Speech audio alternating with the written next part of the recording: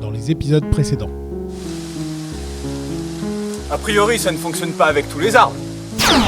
Monsieur Lièvre, nous verrons bien s'ils apprécient le cadeau. C'était quand même surprenant qu'il te demande de libérer cette petite. Si ma théorie est exacte, cela signifie que ta famille, tes amis, tes proches, tous sont morts depuis très longtemps déjà. Leur nom est révélateur. Ils s'appellent les primes. Et maintenant, Tu connais beaucoup de choses, mon ami. Je suis désolé, je pouvais pas te dire avant qui j'étais vraiment. Je ne suis pas originaire d'ici et tes ancêtres non plus. Je me doutais de quelque chose, mais je n'imaginais pas ça. Tu sembles prendre ces nouvelles plutôt bien. Mes ancêtres pensent que nous étions pas originaires d'ici. Mais avec le temps, beaucoup ont commencé à croire ces fables.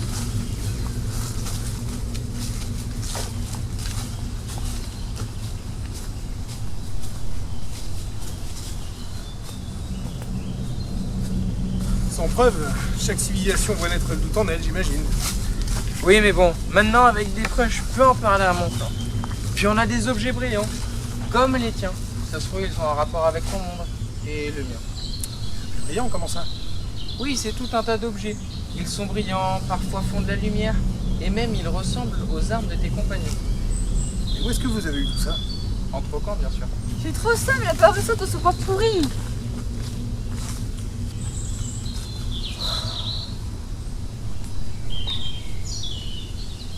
J'ai pas compris ce qu'elle a dit. Compte pas sur moi, j'ai pas compris non plus. Eh, c'est un portable. Vous êtes débile ou quoi?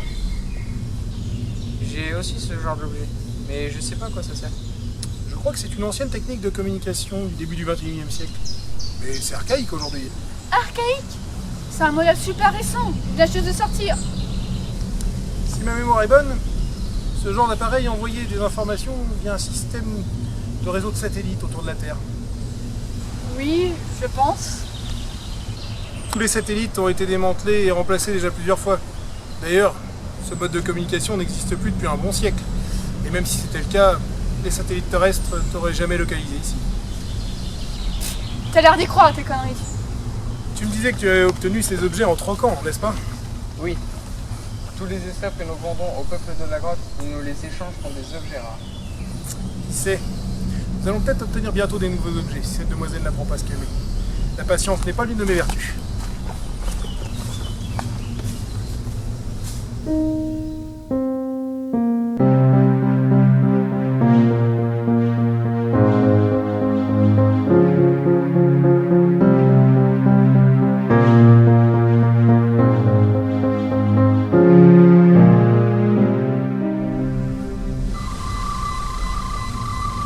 C'est très étrange.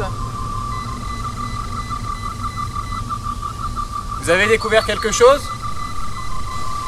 Disons que j'ai une piste. Sous la surface du sol, à quelques dizaines de centimètres, il semble y avoir tout un réseau de racines qui communiquent entre elles.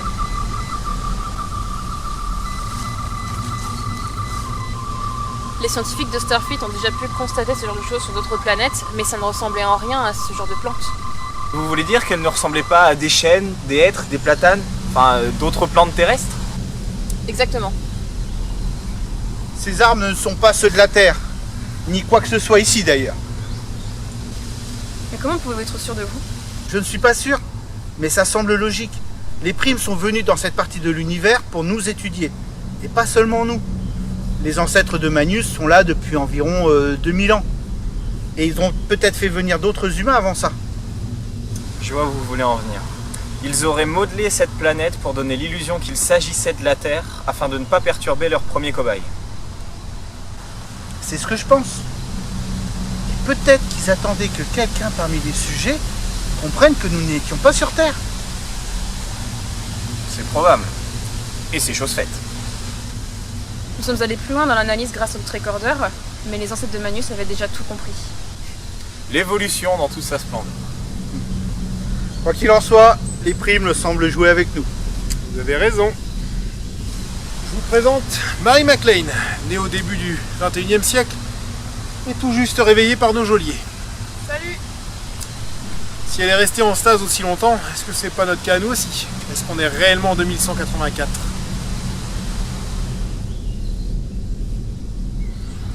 j'ai bien compris. Vous voulez m'attraper et me vendre comme esclave, c'est ça? Ah, c'est mon travail. Et quel genre de sauvage, toi?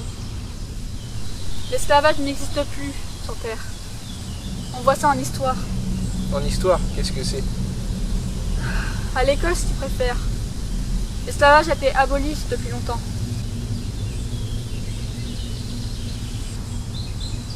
Ça doit être pour ça que Terak m'en a souvent parlé. Il devait se demander pourquoi j'étais encore marchand esclave. Vous avez l'air tous bien allumés ici. Allumé? Tu utilises des mots étranges, toi? Pas sûr que j'aurais tiré un bon échange avec toi. Échange? Tu n'as pas de monnaie? Tu troques? On a de la monnaie comme nos anciens, mais ici ça nous servait pas à grand chose. On en a encore parce que certains marchands s'en servent, mais sinon on troque. Hein. On est vraiment dans le futur. Le futur, peut-être pour toi, mais pour moi, je suis dans le présent. Je découvre plein de choses avec Terak, mais j'ai jamais eu l'impression de voyager dans le temps. Au moins, tu saisis le concept. Je suis romain, pas idiot.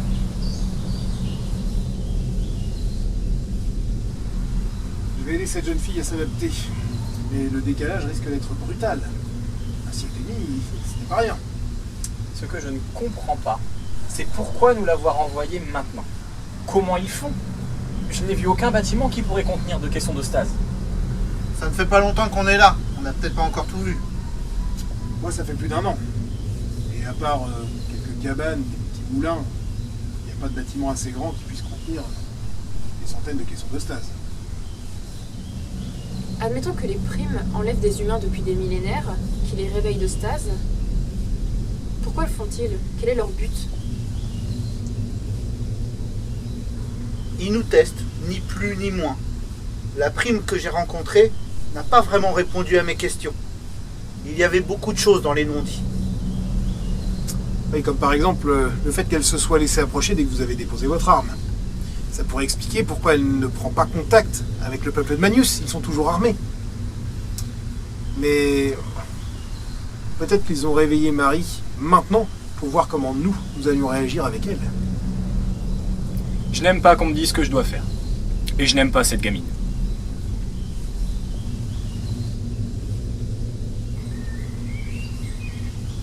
Vous êtes d'accord avec l'analyse de Liam?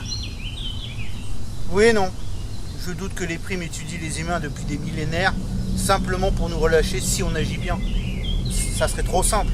Le docteur? C'est trop simple en effet. Mais c'est peut-être une étape vers la liberté. Ils semblent dotés de grands pouvoirs. Et a priori, ils peuvent se téléporter comme ça, sans recours à une technologie extérieure. À ce que j'en ai vu en tout cas. Ils ont peut-être des vaisseaux, et ils peuvent peut-être nous téléporter d'un simple claquement de doigts. Et pour ça, il va falloir montrer patte blanche.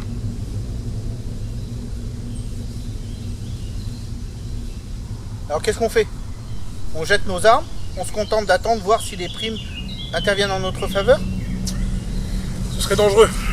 Et une perte de temps. De toute façon, tous les autres habitants de la planète sont armés. Ce que j'ai du mal à comprendre, c'est pourquoi l'avoir réveillée maintenant. Pourquoi pas l'avoir réveillée après son enlèvement? Il y a un siècle, il y a 50 ans. Pourquoi maintenant? Nos vies ne semblent pas avoir beaucoup de valeur à leurs yeux. Et pourtant, le fait qu'on soit armé ou non, ça semble leur importer.